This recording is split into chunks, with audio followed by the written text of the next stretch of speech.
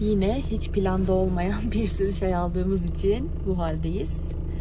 Strafor bulduk çöpten. Onlarla alt katın camını kapatacağız. Çünkü aşırı derecede soğuk geliyor. Tahtaların arası da açık olduğu için üst katla alt kat arasında yalıtım diye bir şey yok.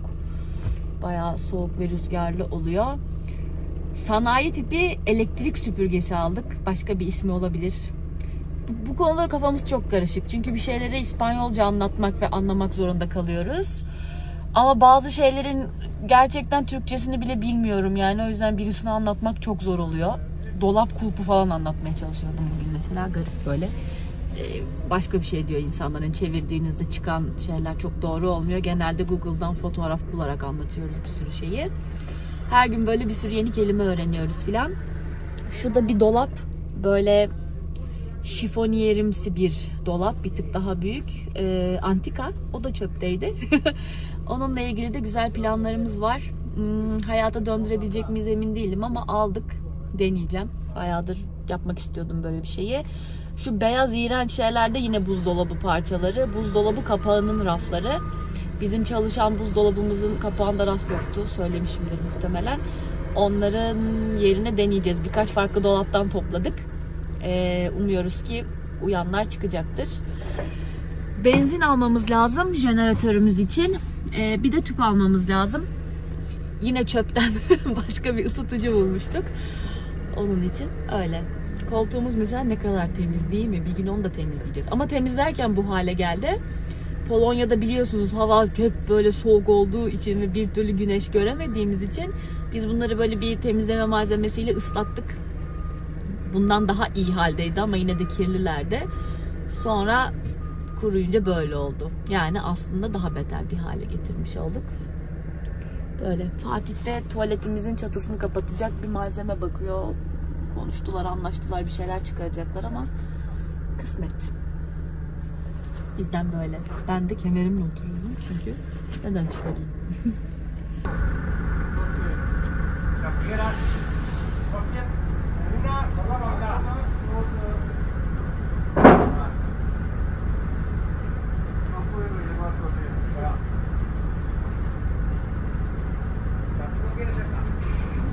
Neler oluyor kim bilir. Onu aldık demek ki.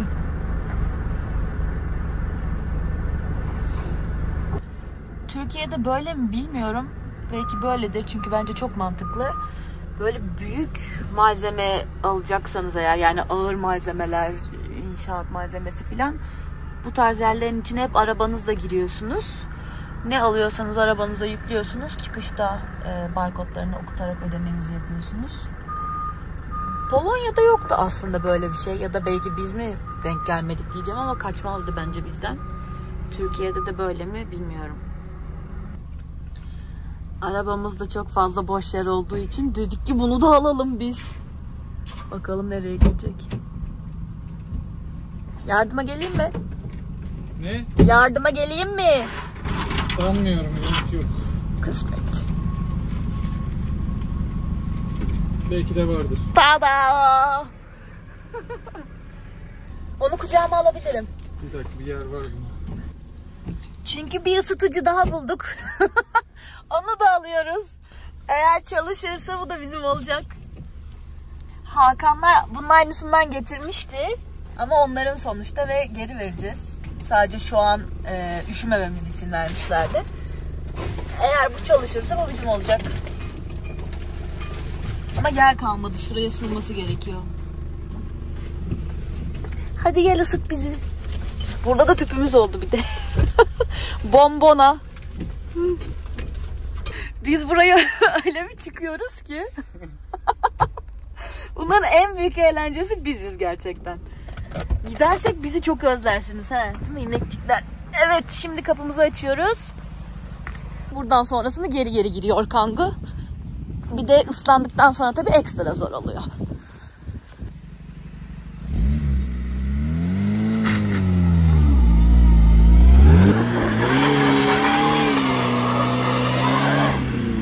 Hoş geldin.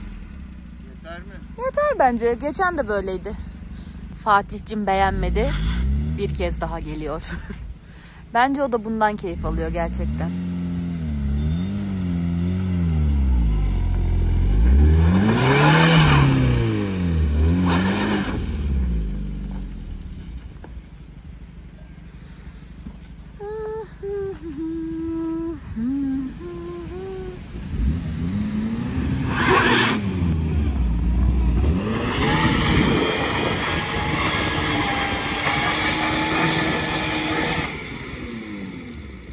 yeter.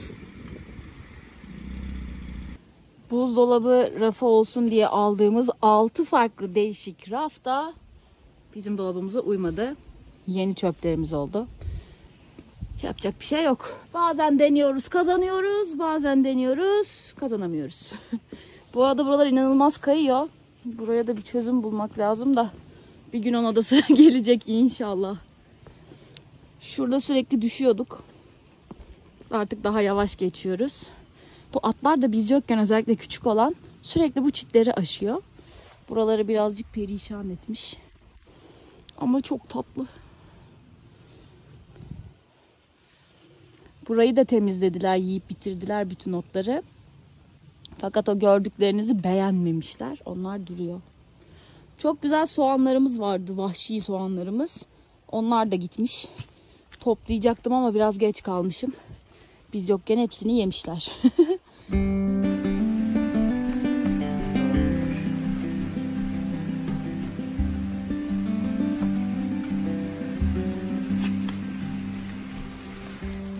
Buralar açık. Hayvan gibi soğuk giriyor içeri. O yüzden yine geri dönüşüm noktasından bulduğumuz köpükleri kullanarak buraya kapak yapacağız. Zaten aşağıda yaşamıyoruz. Bu biraz az kapatıyor ama kesip arayı dolduracağız.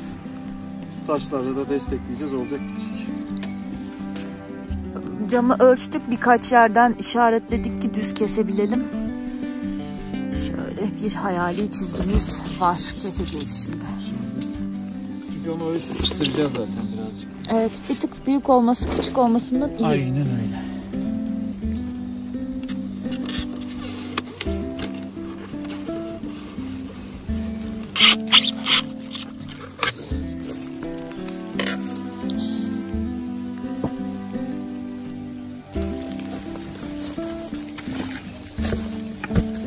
...12'den fazla, 48'den de fazla.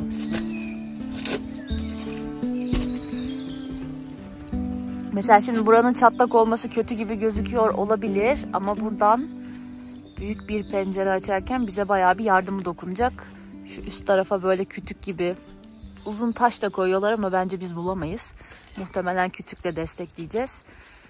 Bir üst taşıyıcı yapıp onun altına açılacak. Ama alt katın pencerelerini bence 2 seneye falan anca açarız. Ama bir 3 ay içinde, belki 4, üst katın pencerelerini açmayı planlıyoruz. Gördüğünüz gibi burayı da dışarıdan doldurmuşlar bir miktar. Burada kullanılan, anladığım kadarıyla, toprak. Yani şunlar. Kil gibi bir şey. Doğal bir malzeme. Burayı komple beton yapmış. Yani betonu sökmek çok kolay olmuyor ama çıkıyor. Bir şekilde hallolacak. Henüz çatımız da akıtmadı. Hala bekliyoruz akıtsın diye, akıtmıyor. İnşallah hiç akıtmaz.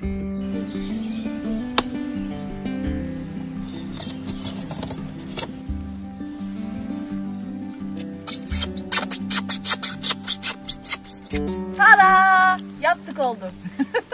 Çok estetik olmasa da şu an için bütün ihtiyacımızı gideriyor. Bence yaz sonuna kadar böyle gideriz.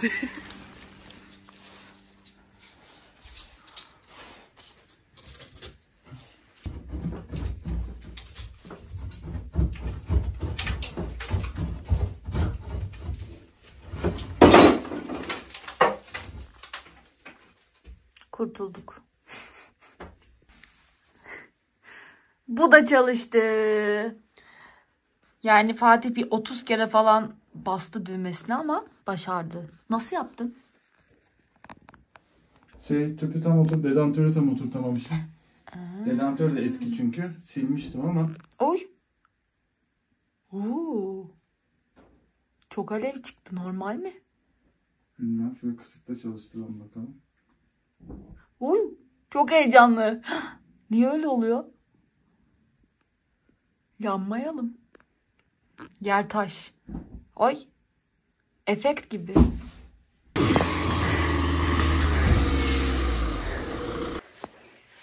Bize elektrikçi gelecekti. Geldi ama yanlış yoldan gelmiş.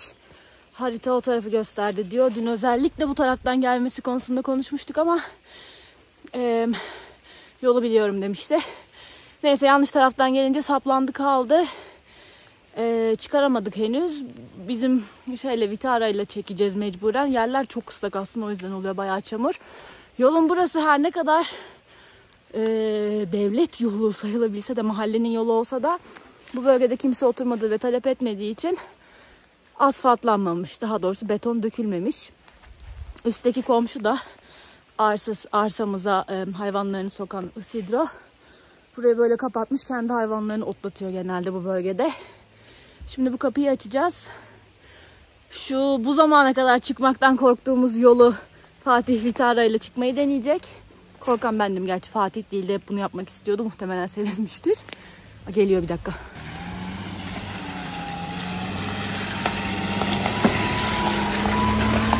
Esas yer şurasıydı. Orayı da çok rahat çıktı valla. Bakalım şimdi adamcağızı nasıl kurtaracağız.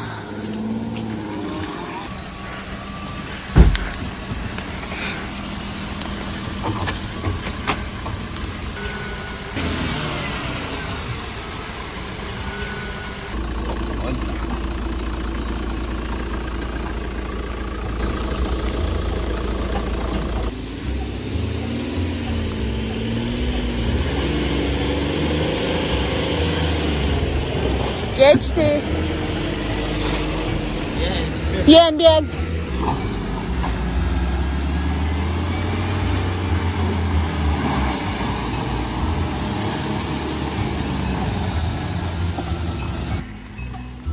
Şimdi olaylı, heyecanlı kısmı göreceğiz. Vitara yapar da arkadaki elektrikçi arkadaştan çok emin değiliz.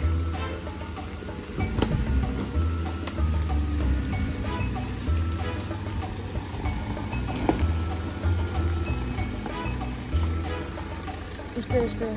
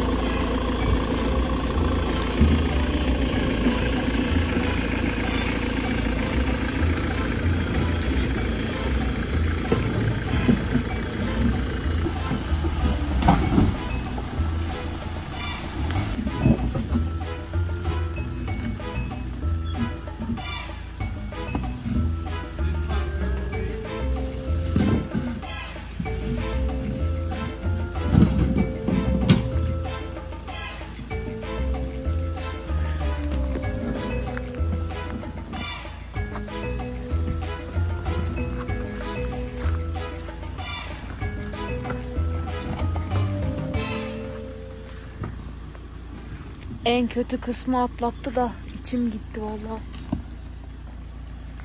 Bak şimdi Doblo yaptıysa Kangoo da yapar. Şurası da bayağı yüksek yani.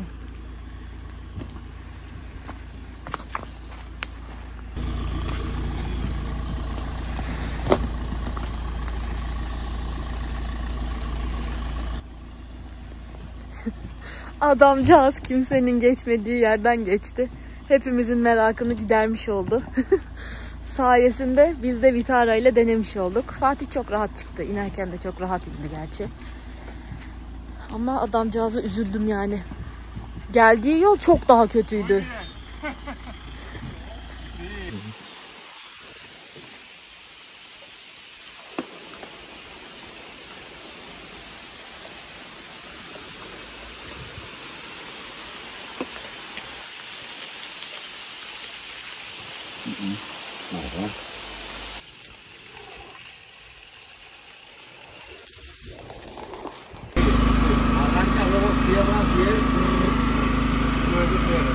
Aire para hacer combustión,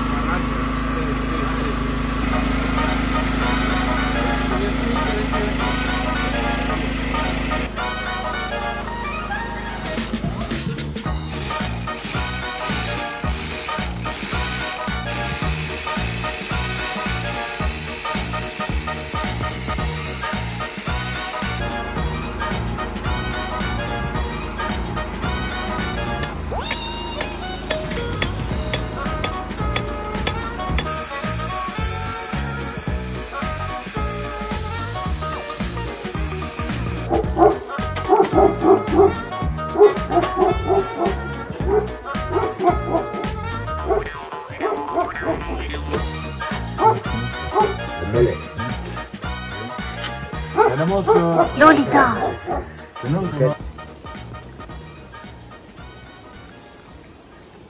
Elektrikçimiz içeriye de ışık koydu. Biz istemiştik. Çünkü salonun bir kısmı aydınlanamıyor diye. Ama yani öyle bir şey koymuş ki şok oldum. Göstereceğim. Görmeme ihtimaliniz yok. UFO zannedip bizim eve biri gelebilir yani. Neden böyle oldu acaba? Neyse. Bir aydınlansın sonra bakacağız. Her şey kader kısmet. Her şey. İnsan bir yerden sonra bunu böyle bir kabulleniyor. Sonra bir hafiflik çekiyor. O ne o? O ne? Söyle anlat. Hepimiz bilelim. Sabahtan beri bunu arıyorduk jeneratöre benzin koyabilmek için. Bulamadık. Çünkü kolay olsun diye yakına bir yere koymuştum. Ama gördüğün gibi buradan çıktı sandıktan. Yapacak bir şey yok. Bu arada evimiz yürüyüş yolunun üstünde bir yürüyüş yolunun. Hola! Buradan geçiyor bir kısmı. Yürüyüşçülerimiz oluyor arada ziyarete gelen. İnsanlar çok tatlı. Bugün buradan yani 30 kişiden fazla geçti sanırım. Normalde aslında bu kadar işlek değil, hafta sonu pazar günü. Havada fena değil diye büyük ihtimalle geçiyorlar. Ama yani selam vermeden geçen bir kişi yok ve genellikle hep laf atıyorlar. İşte yemek var mı? Yemekte ne var? Bize ne vereceksiniz filan. Birisi diyor ki işte ne kadar güzel manzara, ne güzel bir yerde yaşıyorsunuz filan böyle. İnsanlarla olan iletişim burada gerçekten çok güzel. Kimse yani böyle yüzüne bakıp da seni görmemiş gibi davranmıyor. Bu bizim son zamanlarda çok yaşayıp da sıkıldığımız bir durumdu Polonya'da. Burada o yüzden çok mutluyuz. Tanımasak bile bir sürü insanla çok kısa sürede sosyalleşebiliyoruz. Hani kaynaşmak demeyelim çünkü o zaman alabilen bir şey. Ama en azından böyle küçük konuşmalar da olsa neşeli ve güzel olabiliyor.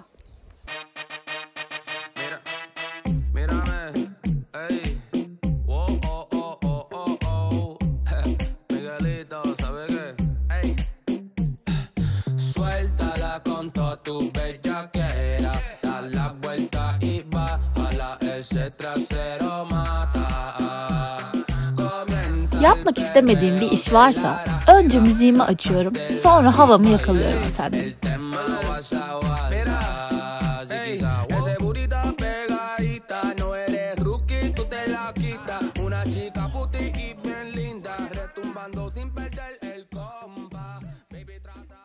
Tuğçe buraların alt taraflarını yapmıştı ama şimdi şu yukarıdaki büyük kısmı temizlemeye girişti.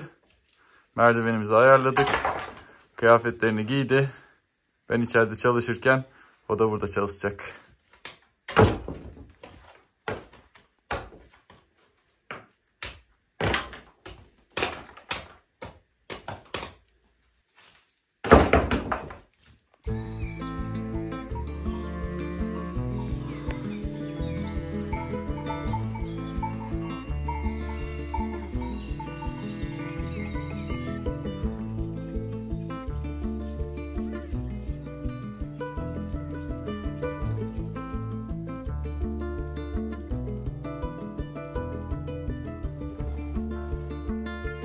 Bir günün daha sonuna geldik. İçeriği yine temizleyemediğimiz için hala çadırdayız. Uzun bir sürede öyle olacak gibi görünüyor. İyi geceler.